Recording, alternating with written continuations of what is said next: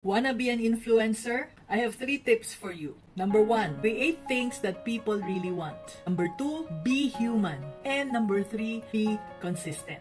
Isa-isahin natin. Number 1, video man or posts. Alamin muna natin kung sino ang kausap natin at kung ano yung gusto nilang mapanood or mabasa. Alam mo, for 7 years, kung ano-ano ang ipinopost ko dati at walang pumapansin sa akin, kaya nakaka-discourage, di ba? Now, earlier this year, tinulungan ako ng mentor ko to find out who my audience is and what is my unique message. And that is when my followers increased. So, be clear about your audience and your unique message first. Number 2, be human. Again, for many years, gumamit ako ng filter sa mga videos ko para hindi kita yung mga pekas ko at saka yung mga wrinkles ko. But again, turo ng another mentor, magpakatotoo ka, Mami N, sabi niya. And so when I started posting itong mga video na tinatawag kong pangit kong video, doon pa ako napansin. Marami sigurong nagulat na may nagtuturo na business na matanda for free online, di ba? So be human, be real, magpakatotoo. Now, number 3 is to be consistent. When I was starting 7 years ago, sporadic akong mag-post at gumawa ng video. Minsan tuloy-tuloy, minsan wala for many months. So again, I had another mentor. Ang turo niya is by hook or by crook, Mami N, you need to post regularly at the same time. Dahil ang mga platforms ay may mga algorithms. Mas